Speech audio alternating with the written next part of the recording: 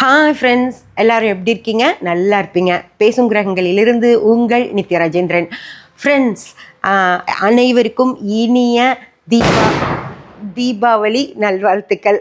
அது பட்டாசும் உங்களுக்கு தீபாவளி நல்வாழ்த்துக்கள் சொல்லிடுச்சு. இன்னைக்கு எல்லாரும் சுற்றி சுற்றி பட்டாசு வச்சிட்ருக்காங்க.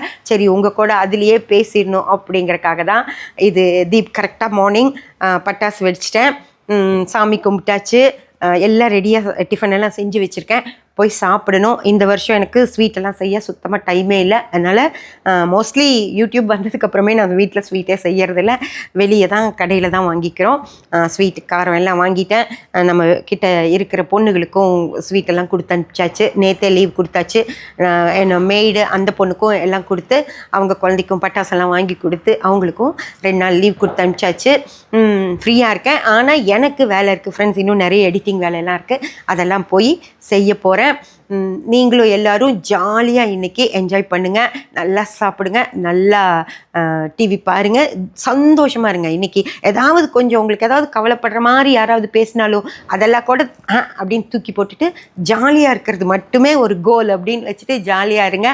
அதுதான் உங்களுக்கு என்னோட தீபாவளி மெசேஜ். அனைவருக்கும் எல்லாத்துக்கும் வயசானவங்களாக இருந்தாலும் சரி, யாராக இருந்தாலும் பட்டாசு விடுங்க, ஸ்வீட் சாப்பிடுங்க. இன்றைக்கி சுகர் பற்றியெல்லாம் கவலைப்படாதீங்க, ஜாலியாக இருங்க. எல்லாருக்கும் இனிய தீபாவளி நல்வாழ்த்துக்கள். ஹாய் ஃப்ரெண்ட்ஸ், எல்லோரும் எப்படி இருக்கீங்க? நல்லா இருப்பீங்க. பேசும் கிரகங்களிலிருந்து உங்கள் நித்யா ராஜேந்திரன். ஃப்ரெண்ட்ஸ், எல்லோருக்கும் இனிய தீபாவளி நல்வாழ்த்துக்கள். எல்லோரும் ரொம்ப ரொம்ப ஜாலியாக இருப்பீங்க. எல்லா வேலைகளையும் முடிச்சிருப்பீங்கன்னு நினைக்கிறேன். வீடெல்லாம் சுத்தம் பண்ணியிருப்பீங்க, ஸ்வீட்ஸ் எல்லாம் வாங்கியிருப்பீங்க, இல்லை வீட்டில் செய்கிறவங்க செஞ்சுருப்பீங்க, பட்டாசு எல்லாமே வாங்கியிருப்பீங்க.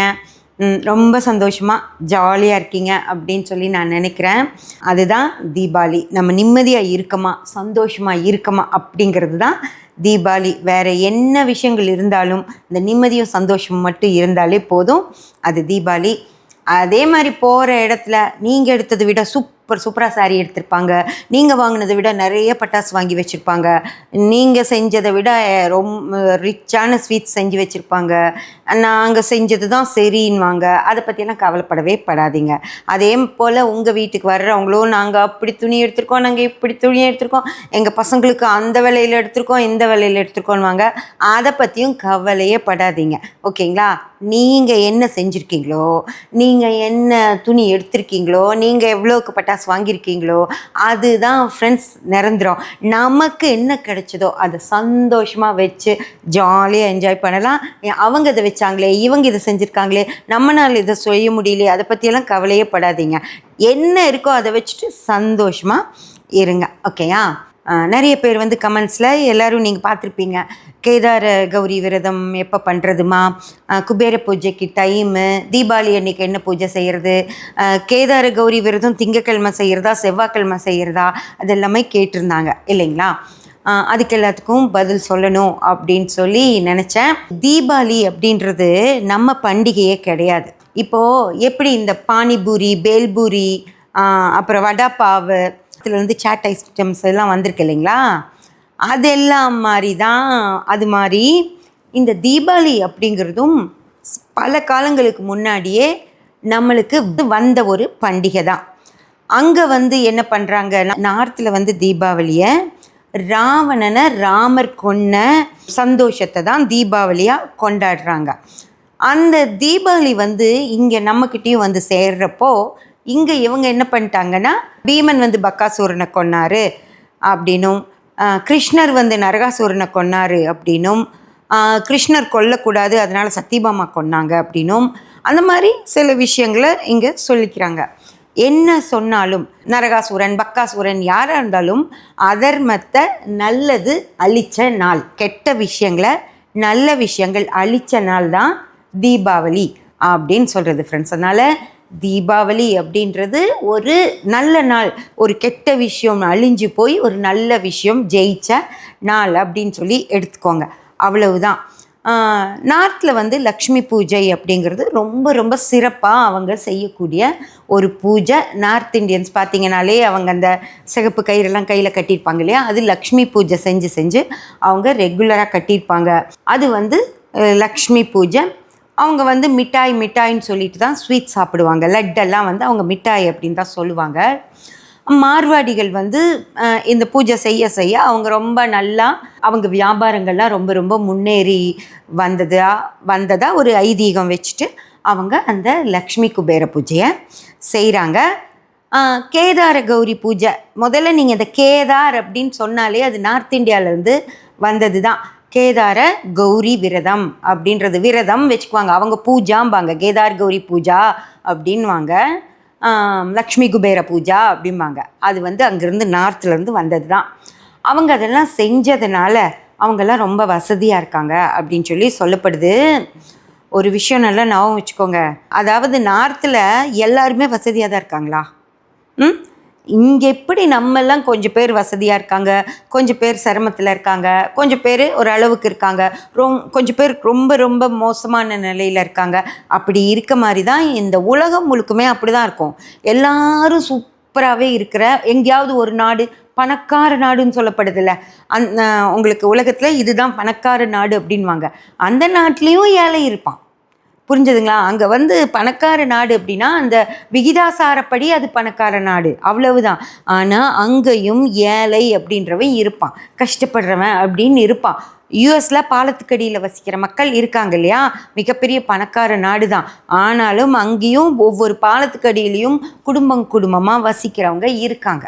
ஓகேங்களா? அந்த மாதிரி எல்லா நாட்டிலையும் பணக்கார நாட்டிலையும் ஏழைகள் இருப்பாங்க. அந்த மாதிரி நம்ம நாட்டிலையும் சிலர் பணக்காரங்களாக இருப்பாங்க, சிலர் கஷ்டப்படுறவங்களாக இருப்பாங்க, சிலர் மீடியமாக இருப்பாங்க, சிலர் இன்றைக்கி வந்து தீபாவளிக்கு ஒரு துணி வாங்கிக்கவோ ஒரு தேவைக்கு ஒரு செருப்பு வாங்கிக்க கூட முடியாதவங்க இருக்காங்க.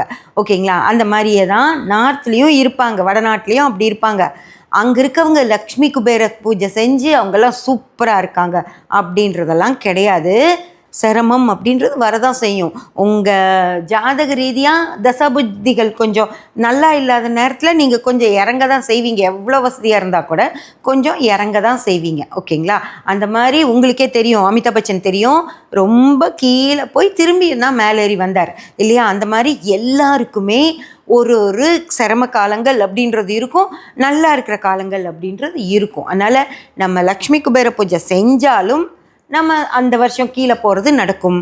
அந்த பூஜையை செய்யாதவங்க நல்லா மேலே வர்றதும் நடக்கும். அதனால் இது செஞ்சாதான் ஆச்சு அப்படின்றது முதல்ல இல்லை, அதை ஞாபகம் வச்சுக்கோங்க. அதனால் லக்ஷ்மி குபேர பூஜையோ அல்லது கேதார கௌரி பூஜையோ தன்யோதசி, ஓகேங்களா, அந்த மாதிரி திரியோதசி அன்னைக்கு சனிக்கிழமையே, அதாவது நேற்று சனிக்கிழமையே செய்யணும் அப்படின்னாங்க. நிறைய பேர் செஞ்சுருப்பீங்க, நிறைய பேர் செய்ய முடியாமல் போயிருக்கோம். அதனால் ஒரு பிரச்சனையுமே இல்லை. புரிஞ்சதுங்களா? நீங்கள் சனிக்கிழமையோ திரியோதசி பூஜை செஞ்சாலும் சரி, நாளைக்கு காலையில் கேதார கௌரி பூஜை செஞ்சுட்டு நாளைக்கு சாயந்தரம் லக்ஷ்மி குபேர பூஜை செஞ்சாலும் ஓகே தான். நான் அதை பற்றி பிரச்சனை இல்லை. ஆனால் செய்ய முடியாதவங்களாம் இருக்கீங்கள, அவங்களுக்கெல்லாம் ஒரு பிரச்சனையும் இல்லை. சரியா? அந்த பூஜையெல்லாம் செய்யறதுனால அவங்களுக்கு எதுவும் அப்படி அள்ளிட்டு வராது, அள்ளி கொடுக்க மாட்டார். நீங்கள் செய்யலை அப்படிங்கிறக்காக உங்ககிட்ட இருந்து பிடுங்கிடவும் மாட்டார். உங்ககிட்ட இருக்கிறது உங்ககிட்ட அப்படியே இருக்கும், அவங்கக்கிட்ட இருக்கிறது அவங்களுக்கு அப்படியே தான் இருக்கும். சரிங்களா? அதனால் அது செய்ய முடியலையே அப்படின்ற வருத்தம் தேவையில்லை. எந்த நேரத்தில் செய்யணும் அப்படிங்கிற விஷயம் முதல்ல தேவையே இல்லை. கடவுளை கும்பிட்றதுக்கு நேரம் காலம் அப்படின்றது தேவையே இல்லை. புரிஞ்சதுங்களா? ஒரு விஷயத்த நல்லா ஞாபகம் வச்சுக்கோங்க, நல்ல நேரத்துலையும் குழந்தைங்க பிறக்குதா? கடவுள் தான் பிறக்க வைக்கிறாரு. இந்த பூமியில் அந்த குழந்தை வந்து பிறக்கணும் அப்படிங்கிற நிமிஷத்தை முடிவு பண்ணுறது கடவுள் தான். நீங்கள் நினைக்கிற நீங்கள் ஏதாவது டெலிவரிக்கு டேட்டு டைம்லாம் வாங்குறீங்கள, அந்த நேரத்தில் நீங்கள் சொல்லி டாக்டர் அந்த நேரத்தில் எடுத்து கொடுத்துறாருன்னு நினைக்காதீங்க. டாக்டர் எடுத்து கொடுக்குற அந்த நேரத்தை குறிக்கிறதே கடவுள் தான். சரியா? அவர் ராகு காலத்துலேயும் குழந்தைங்க பிறக்குதில்ல, யமகண்டத்துலேயும் குழந்தைங்க பிறக்குதில்ல, குளிகன் நேரத்துலேயும் குழந்தைங்க பிறக்குதில்ல, ராத்திரி 3 மணிக்கு ராத்திரி 12 மணிக்கும் குழந்தைங்க பிறக்குதில்ல, காலையில் 6 மணிக்கு சூரிய உதயத்தோட உதயமாக குழந்தைங்க பிறக்குதில்ல. அப்போது எது நல்ல நேரம்? எந்த நேரத்தில் வேணாலும் குழந்தை பிறக்கும். அந்த மாதிரி கடவுள் நமக்கு அது கடவுள் செய்கிறது தானே. அந்த மாதிரி கடவுள் வந்து நமக்கு எல்லா நேரமுமே நல்ல நேரமாக தான் வச்சுருக்கார். நல்ல நேரத்தில் சாமி கும்பிடணும் அப்படிங்கிற விஷயத்த மட்டும் தயவு செஞ்சு நினச்சிக்காதீங்க. நீங்கள் என்ன நேரத்தில் சாமி கும்பிட்றீங்களோ அது நல்ல நேரம்தான். சரியா? ராகு காலத்தில் கும்பிடக்கூடாது, யமகண்டத்தில் கும்பிடக்கூடாதுன்னு இல்லை. கேது நல்லா இருந்தால் நீங்கள் யமகண்டத்தில் கும்பிட்றது தான் நல்லது. சரிங்களா? உங்கள் ஜாதகத்தில் கேது நல்லா இருந்தால் நீங்கள் யமகண்டத்தில் சாமி கும்பிட்றது சூப்பராக இருக்கும். அதே போல் ராகு நல்லா இருந்தார் அப்படின்னா நீங்கள் ராகு காலத்தில் சாமி கும்பிட்றது தான் நல்லா வரும். சரியா? நல்ல நேரத்தில் கும்பிட்றதுங்கிறது ஒரு நாளைக்கு ஒரு குறிப்பிட்ட நேரத்தை நல்ல நேரம்னு சொல்லுவாங்க. எல்லாத்துக்கும் அது நல்ல நேரமா? அந்த நல்ல நேரத்தில் ஆக்சிடென்ட்ஸ் எல்லாம் ஆகிறதே இல்லையா? நல்லா யோசித்து சொல்லுங்கள். நீங்கள் வீட்டில் வேலை செஞ்சிட்ருக்கும்போது ஏதோ ஒரு குக்கரோ ஒரு பாத்திரமோ இல்லை ஒரு சுடு தண்ணி விழுந்தோ உங்களுக்கு ஒரு தீப்புண்ணு நல்ல நேரத்தில் நடக்கிறது இல்லையா? நல்ல நேரம் தானே சொல்கிறாங்க. அப்போ ஏன் உங்களுக்கு சூடுபடுது? எத்தனையோ பேர் புது ட்ரெஸ் கட்டிட்டு போய் தீபாவளி அன்றைக்கே பட்டாசு வச்சு அந்த புது ட்ரெஸ்லையே ஓட்டை போட்டுட்டு வராங்களா இல்லையா? அதெல்லாம் என்ன கெட்ட நேரத்தில் நடக்குது? நல்ல நேரம் அப்படின்னு சொல்லப்பட்ட ஒரு நேரத்தில் அது நடக்கும். சரிங்களா? அதனால் உங்களுக்கு நல்ல நேரம் அப்படின்றது உங்கள் ஜாதகத்தில் உங்களுக்கு என்ன கிரகம் நல்லா இருக்கோ அதுதான் உங்களோட நல்ல நேரமோ தவிர இப்படி 19 ஒரு நாளில் அத்தனை பேர்த்துக்கும் நல்ல நேரம்னு பஞ்சாங்கத்துலேயோ கேலண்டர்லேயோ போட்டுட்டு இருக்கிறது நல்ல நேரமெல்லாம் கிடையாது. சரிங்களா? அதனால் தயவு செஞ்சு நல்ல நேரத்தில் சாமி கும்பிடணும் அப்படின்னு நினைக்காதீங்க. நீங்கள் எந்த நேரத்தில் வேணாலும் நீங்கள் எப்போ சாமி கும்பிட்றீங்களோ அதுதான் நல்ல நேரம் உங்களுக்கு. சரியா? அதனால் அதில் இந்த நேரத்தில் சொல்லிட்டாங்க, ஐயோ இந்த நேரத்துலக்குள்ளே சமையல் ஆகலையே, இது அவங்க சாப்பிட்லையே, இவங்களுக்கு இது நடக்கலையே, இவங்களாம் குளிச்சுட்டு வரலையே, அப்படியெல்லாம் அவசரப்படாதீங்க, பதட்டப்படாதீங்க. இதுதான் நல்ல நேரம்னு நினைக்காதீங்க, அவதிப்படாதீங்க. பொறுமையாக நிதானமாக எல்லாரும் சேர்ந்து சாமி கும்பிடுங்க. அதனால் கேதார கௌரி பூஜைக்கு டைம் கேட்க தேவையில்லை. பண்ணணும்னு நினச்சிங்களா உங்களுக்கு சாயங்காலமாக பண்ணுங்க. ஓகேயா?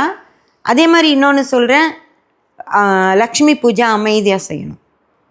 தலைக்கு மேலே பட்டாசு வெடிச்சிட்ருக்கப்போ அந்த சத்தத்தை என் மனசில் நினச்சிட்டு இங்கே பூஜை செய்யக்கூடாது. ஓகேயா? அதனால் லக்ஷ்மி குபேர பூஜை தீபாவளி அன்னைக்கு செய்யணும் அப்படின்ற அவசியம் கிடையாது.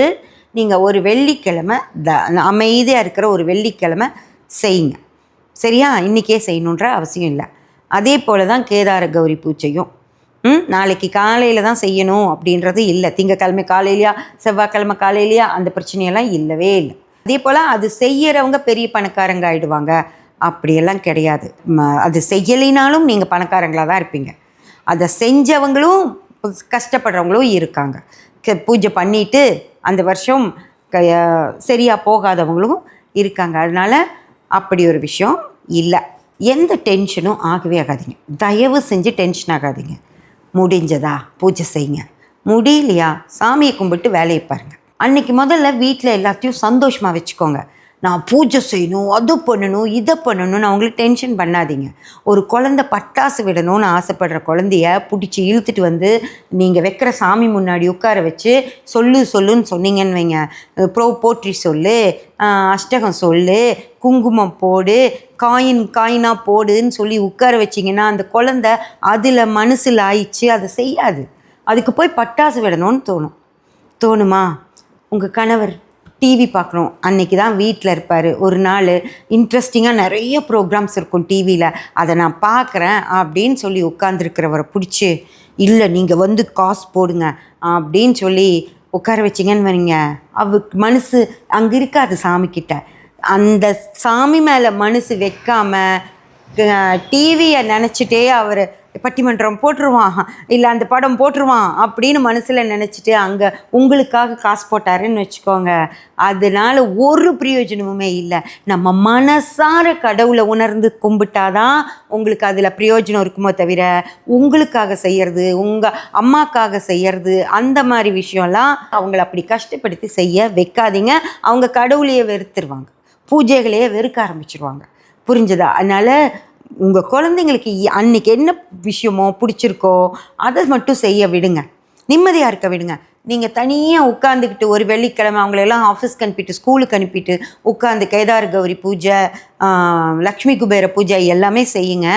அதுவும் உங்களுக்கு எல்லா வகையான ஐஸ்வர்யங்களையும் தரும்.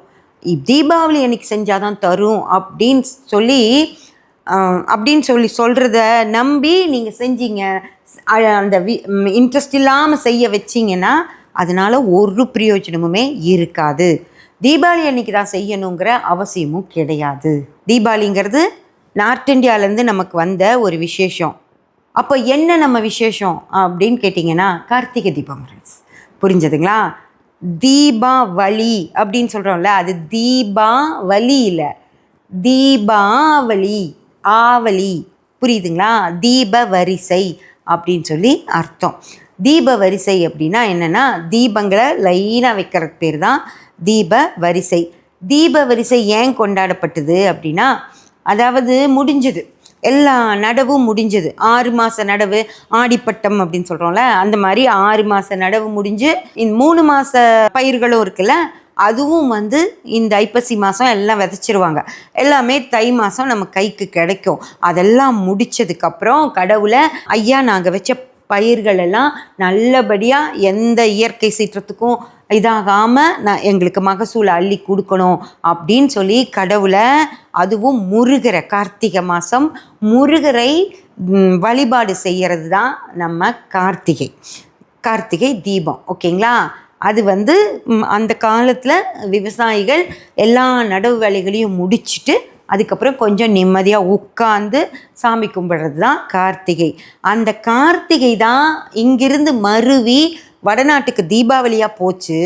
ஆனால் அது அங்கிருந்து தீபாவளியாக நம்மக்கிட்டேயே திரும்பி இன்றைக்கி அவங்க அந்த லக்ஷ்மி பூஜை தீபாவளி அன்றைக்கி செய்கிறாங்க. அதனால் நீங்களும் செய்யுங்கன்னு சொல்லி உங்களை ஏற்றி விட்டு செய்ய வச்சுக்கிட்டு இருக்காங்க ஃப்ரெண்ட்ஸ். அதை செய்யலை அப்படின்னா ஒன்றுமே பிரச்சனை இல்லை. புரிஞ்சுதா? செய்யறவங்க உட்காந்து ஜாமன் செய்யுங்க, உங்களை ஒன்றுமே சொல்லலை. ஆனால் செய்ய முடியாதவங்க அதை பற்றி கவலைப்படாதீங்க. அப்படியெல்லாம் நீங்கள் செய்யலைங்கிறதுக்காக எதுவுமே நின்று போகாது. சரியா? இதில் கமெண்ட்டில் கேட்குற பெண்கள் இருக்கீங்க, ஏம்மா அவங்க செஞ்சுட்டு போகிறாங்க, அவங்கள ஏன் நீங்கள் சோம்பேறி ஆக்குறீங்கன்னு. செஞ்சுட்டு போங்கப்பா, செஞ்சுட்டு போங்க. யார் வேணாலும் செய்ய முடிகிறவங்க செஞ்சுட்டு போங்க. ஆனால் செய்ய முடியாதவங்கள தான் நான் சொல்கிறேன், அதை பற்றி கவலைப்படாதீங்க. செய்கிறாங்கல்ல, அவங்களுக்கும் ஒன்றுமே வராது. புரிஞ்சுதா? அவங்களுக்கு நேரம் நல்லா இருக்கவங்க நல்லா இருப்பாங்க, நேரம் கொஞ்சம் இதாக இருக்கவங்க காசை இழப்பாங்க, நேரம் சரியில்லாதவங்களுக்கு வரவே வராது. அவ்வளோதானே தவிர நீங்கள் பூஜை செஞ்சீங்க அப்படிங்கிறக்காக உங்களுக்கு எதுவுமே வராது. சரியா? அன்னைக்கு போட்டு குழந்தைகளை, கணவரெல்லாம் டார்ச்சர் பண்ணி தயவு செஞ்சு செய்யாதீங்க. அதில் ஒன்றுமே இல்லை.